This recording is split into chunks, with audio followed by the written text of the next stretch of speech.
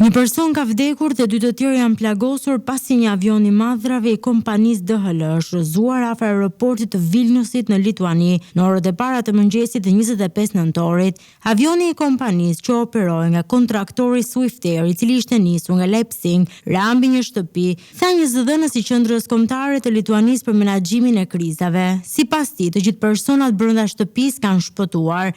Zjarfikësit janë parë duke shuar zjarrin në një ndërtesë rreth 1.3 kilometra në veri të pistës së aeroportit në kryeqytetin e Lituanisë. Në vend ngjarje është parë prani e shtuar autoambulancave. Në disa rrugë kryesore në afërsi të vendit ku rrëzua avioni janë mbyllur për qarkullim.